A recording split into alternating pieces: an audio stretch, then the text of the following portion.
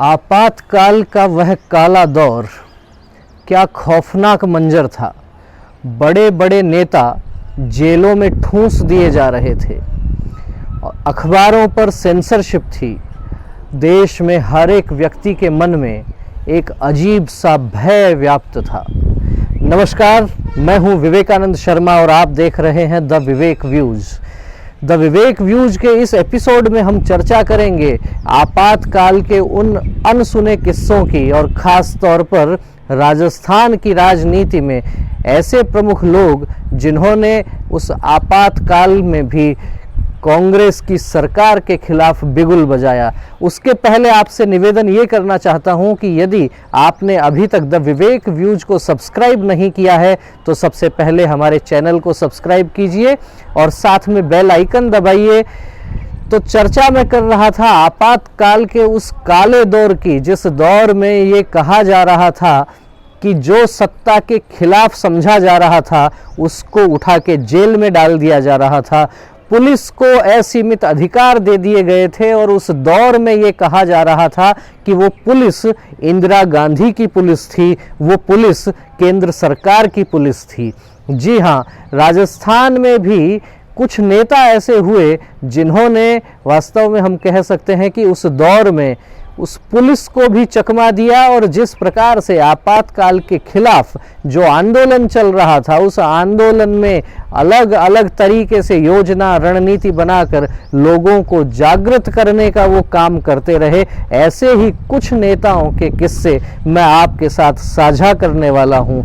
आपातकाल की जब बात होती है तो बड़ी बड़ी बातें, बड़े बड़े नेताओं के बड़े बड़े किस्से और किस दौर में वो आपातकाल लगा, उस समय की स्थिति परिस्थिति की तो हर कोई चर्चा करता है, लेकिन मैं आपके समक्ष चर्चा कर रहा हूं एक ऐसी जिसको सुनकर आपको लगेगा कि वास्तव में उस दौर में भी जबकि इतनी यातनाएं दी जा रही थी, लोकतंत्र का गला घोंटा जा रहा था, उस दौर में भी कुछ सकारात्मक चीजें हो सकती थी। जी हाँ, उस दौर के एक नेता को, जनसंघ से जुड़े हुए नेता, उनको जयपुर से कोटा जाना था।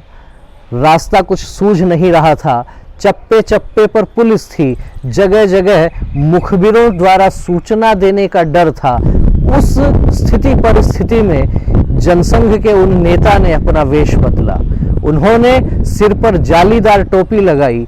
धोती कुर्ता पहनने वाले उस नेता ने धोती छोड़कर लुंगी बांधी और बदन पे बनियान पहन के लेके स्कूटर और जयपुर से रवाना हो गए कोटा के लिए। जी हाँ, वो नेता थे प्रोफेसर ललित किशोर चतुर्वेदी।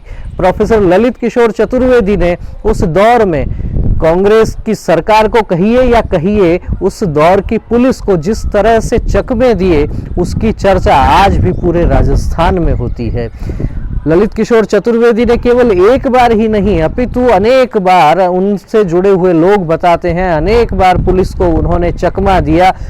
उस समय के जनसंघ के एक बड़े नेता नानाजी देशमुख को भी कोटा से उदयपुर जाना था, उसकी भी व्यवस्था उन्होंने ही की और सड़क मार्ग से स्कूटर पर जिस तरह से वो लोग गए उसकी भी आज कार्यकर्ता बहुत चर्चा करते हैं। लेकिन ललित किशोर चतुर्वेदी जब जेल में थे, जब उनको बंदी बना लिया गया था, उस दौर में भी एक बहुत अच्छा किस्सा लोग बताते हैं। जिस जगह उनको जेल में रखा गया उसी जगह उनके बराबर में कोटा की सोशलिस्ट पार्टी के एक नेता फरीदुल्ला भी उनके साथ में रह रहे थे। जब ललित किशोर चतुर्वेदी और फरीदुल्ला दोनों साथ साथ वहां रहते थे तो अक्सर ये देखने को मिलता था कि ललित किशोर चतुर्वेदी राष्ट्रीय स्वयंसेवक संघ के अच्छे कार्यकर्ता थे और राष्ट्रीय स्वयंसेवक संघ के माध्यम से जिस प्रकार से वो जनसंघ की राजनीति में आए तो कहीं ना कहीं ये कहा जा सकता है कि उनमें संघ के जो संस्कार थे वो उस दौर में भी किस प्रकार से परिलक्षित होते हैं। ये इस घटना से हमें देखने को मिलता है कि जब फरीदुल्ला उठ के और अपने बिस्तर छोड़ के और बाहर निकल जाते थे तो पीछे से जब वो आते थे तो रोज देखते थे कि उनके बिस्तर बहुत अच्छे व्यवस्थित किए हुए रहते थे, चद्दर समेटी हुई रहती थी, तकिया उनका व्यवस्थित मिलता था, उनका गद्दा ठीक प्रकार से रहता था। तो फरीदुल्ला जो सोशलिस्ट पार्टी के नेता थे, उनको लगता था कि हो सकता है जेल के कर्मचारी ये सब कर रहे होंगे। लेकिन एक दिन फरीदुल्ला घूमते फिरते जल्दी उस समय पर पहुंच गए और वो आकर देखते हैं कि उनके बिस्तर, उनकी चद्दर और उनके तकिए को व्यवस्थित करने का काम ललित किशोर चतुर्वेदी कर रहे थे। जब फरीदुल्ला ने ये देखा तो ललित किशोर चतुर्वेदी के वे मुरीद हो गए और अच्छी मित्रता उनके बीच हो गई।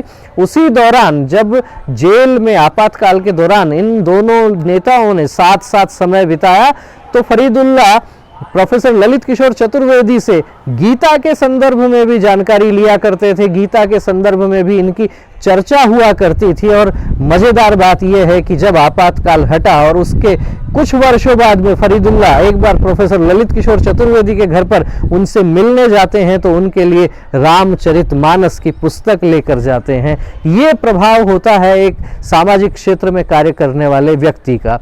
जी हाँ, ये तो एक घटना हुई और हमें पता है कि ललित किशोर चतुर्वेदी आपातकाल के बाद में जिस प्रकार से जनसंघ और जनसंघ के बाद में भारतीय जनता पार्टी की राजनीति में राजस्थान में जिस तरीके से आगे बढ़े, भाजपा की हर एक सरकार में वो मंत्री रहे, कई बार प्रदेश अध्यक्ष भी रहे और जिस प्रकार से विकास के लिए उनको जाना जाता है, वास्तव में एक उनकी कार्यशैली के बारे में भी सब लोग कहते हैं कि विशिष्ट प्रकार की कार्यशैली थी, विशिष्ट प्रकार के राजनीति में संस्कार उनके थे। साथ ही एक और भारतीय जनता पार्टी के नेता जो बाद में जाकर प्रदेश अध्यक्ष भी बने, उनके संदर्भ में भी एक किस्सा सुनने को मिलता है। जयपुर शहर के वो कार्यकर्ता थे, जब उनकी धरपकड़ के लिए पुलिस बार बार जगह जगह पर छापे मार रही थी और वो हाथ नहीं आ रहे थे। उस दौर में एक बार सुबह सुबह बहुत जल्दी पुलिस उनके घर पे पहुंच जाती है और पहुंच के दरवाजा खटखटाती है और पुलिस स्वयं आगे जाने के बजाय, ऐसा कहते हैं, किसी और को पहले आगे भेजती है। दरवाजा खटखटाया जाता है और पूछा जाता है, क्या भंवर जी भाई साहब अंदर हैं? आवाज आती है हाँ, और भंवर जी आते हैं बाहर, आकर देखते हैं कि पुलिस का लाव लश्कर उनके लिए तैयार रहता है। भंवर जी उस समय पुलिस के साथ आ जाते हैं। पुलिस कहती है कि हम आपको गिरफ्तार करने के लिए आए हैं, उनको वारंट दिखाया जाता है। भंवरलाल शर्मा उस दौर में जनसंघ के कार्यकर्ता थे, आगे चलकर बीजेपी के प्रदेश अध्यक्ष बनते हैं, भारतीय जनता पार्टी की सरकार में मंत्री भी बनते हैं। पुलिस के साथ आने को तैयार हो जाते हैं, लेकिन वो कहते हैं कि पहले मैं कुछ जरूरी सामान ले लेता हूं, क्योंकि लगता है कि जेल में काफ़ी समय बिताना पड़ेगा। वो अपना सामान लेकर आते हैं, अपनी पत्नी से तिलक करवा के आते हैं और पुलिस की गाड़ी में बैठने को तैयार होते हैं। उसी क्षण एक क्षण ठिठक कर पुलिस के अधिकारियों से कहते हैं कि मैं मेरी माँ के दर्शन करके आना भूल गया, एक बार माँ से भी आशीर्वाद लेकर आता हूँ। पुलिस वाले उनकी सहजता, सरलता और सादगी को देखकर सोचते हैं ठीक है, अंदर जाके वो वापस अभी कुछ ही क्षणों में आएंगे। लेकिन होता क्या है, भंवरलाल शर्मा घर के भीतर तो जाते हैं, लेकिन काफी देर तक जब वापस बाहर नहीं आते तो पुलिस वाले चिंतित होते हैं और दोबारा घर का दरवाजा खटखटाते हैं, पूछते हैं भंवर जी कहाँ हैं? भंवरलाल जी शर्मा की पत्नी बोलती है कि वो तो आपके साथ कुछ देर पहले गए थे। इसका जवाब तो पुलिस को देना पड़ेगा और पुलिस के हाथ पैर फूल जाते हैं। होता यह है कि भंवरलाल जी शर्मा अंदर जब जाते हैं तो घर के पीछे वाले गेट से निकल के और जयपुर की जो उस शहर की पुरानी बस्ती की जो गलियां थी, उनके गली गली से वो वाकिफ थे, क्योंकि उन्होंने संघ का काम किया होता है, जनसंघ का काम उन्होंने किया होता है, गली गली से घर घर से वो परिचित थे।